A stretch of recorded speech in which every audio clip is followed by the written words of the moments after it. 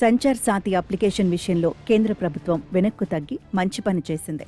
కొత్తగా వచ్చే సెల్ ఫోన్లలో సంచార్ సాథి యాప్ను ముందుగా ఇన్స్టాల్ చేయడం తప్పనిసరి అంటూ గతంలో జారీ చేసిన ఆదేశాలను టెలికాం శాఖ ఉపసంహరించుకుంది.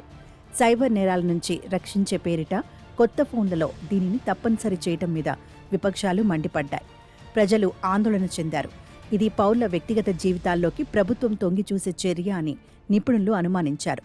ఈ యాప్ మీ ఫోన్లో ఉంటే మీకు ఎంతో తోడ్పాటు అని ప్రభుత్వం చెబుతుంటే దానిని పడగ నీడగా మన జేబులోనే ఉంటూ మనల్ని వెంటాడే నిఘా నేత్రంగా పౌర సమాజం భావించింది. ఈ వ్యవహారాన్ని తెగే వరకు లాగకుండా ప్రభుత్వం ఉన్నతంగా వ్యవహరించటం ప్రశంసనీయమైంది.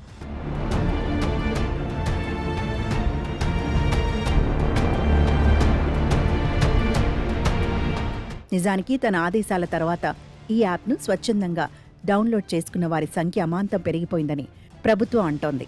ఒక్కరోజులో 6 లక్షల మంది యాప్లో రిజిస్టర్ చేసుకున్నారని, దీని గురించి తెలియని వాళ్లకు అవగాహన కల్పించే సదుద్దేశంతోనే యాప్ను తప్పనిసరి చేశామని టెలికాం విభాగం అంటోంది. విపక్షాలు, నిపుణులు తప్పుపడుతున్నా ప్రజలు తమను అనుమానించడం లేదని నమ్ముతున్నారని చెప్పుకోవడం ఈ ప్రకటన ఉద్దేశం కావచ్చు. నిజానికి ఈ విషయంలో ఇంతటి వివాదం అవసరం లేదు. 2023 మే నెలలో ఈ యాప్ను ఆరంభించిన ప్రభుత్వం దాని ప్రచారాన్ని ఉధృతం చేసి క్రమంగా వినియోగాన్ని కూడా పెంచగలిగింది. ఫోన్లో సంచార్ సాథి ఉంటే 1,15,00,000 ప్రయోజనాలంటూ పౌరులకు ఇటీవలి కాలంలో రోజు టెక్స్ట్ మెసేజ్లు అందుతూనే ఉన్నాయి.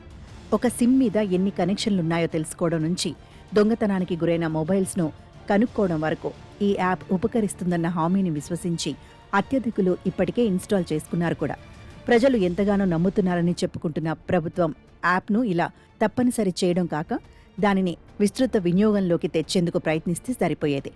అప్లికేషన్ను నిరంతరం అభివృద్ధి పరచడం, సమర్థతను, దాని సాంకేతిక భద్రతను పెంచి ప్రచారం చేయడం దుర్వినియోగం కాబోదని హామీ ఇవ్వటం ద్వారా ప్రభుత్వం తన లక్ష్యాన్ని సునాయాసంగా సాధించగలిగేది.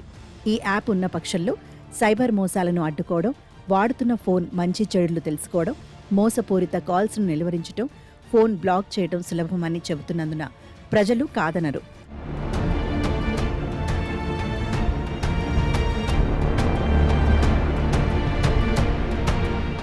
లక్షల కొద్దీ నకిలీ కనెక్షన్లను రద్దు చేయడం, లక్షలాది ఫోన్ల ఉనికి కనిపెట్టడం ఈ యాప్ ద్వారా సాధ్యమైందంటున్న ప్రభుత్వం ప్రజలే దానిని స్వాగతించి వాడుకునేటట్టుగా చూస్తే సరిపోయేది. కానీ ఎప్పుడైతే ప్రభుత్వం దానిని తప్పనిసరి చేసిందో దానిమీద ప్రశ్నలు, సందేహాలు రేగి అనుమానాలను రేకెత్తించే పలు అంశాలు ముందుకు రావడం అత్యంత సహజం.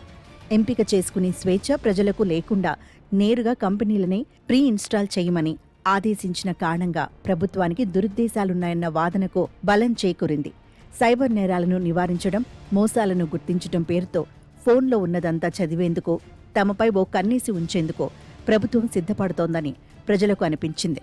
పౌరులపై నిరంతర నిఘా, గోప్యత హక్కులు, డేటా భద్రత, దుర్వినియోగం ఇత్యాది ఆరోపణలు వెల్లువెత్తడంతో పాటు పాలకులు పెగాసెస్ను ప్రయోగించి తమకు గిట్టని వారికి వ్యతిరేకంగా సాక్ష్యాలు సృష్టించి ఏళ్ల తరబడి వారిని వేధించిన గతమూ గుర్తుకు వచ్చింది. ఈ యాప్ను తొలగించుకునే అధికారాలు, అవకాశాల మీద పాలకులే పలుమార్లు మాట మార్చారు. అసలు ఆదేశాలకు అనంతరం మంత్రి మాటలకు పొంతనలేదు. ఇంటర్నెట్ ఫ్రీడమ్ ఫౌండేషన్ వంటి సంస్థలు ఈ మొత్తం వ్యవహారంలో చురుకుగా వ్యవహరించి అవసరమైతే న్యాయస్థానాలను ఆశ్రయించడానికి కూడా సిద్ధపడ్డాయి. ప్రజలను సంసిద్ధులను చేయకుండా, సమాయత్తపరచకుండా ఇటువంటి దూకుడు నిర్ణయాలు పనికిరావు. యాప్ ప్రీ ఇన్స్టాలేషన్కో యాపిల్ అంగీకరించలేదని, మిగతా కంపెనీలు కూడా అభ్యంతర పెట్టవచ్చునని వార్తలు వచ్చాయి. పాలకులు ఏ కారణాల వల్ల వెనక్కి తగ్గినా ఇది ప్రజా విజయమే.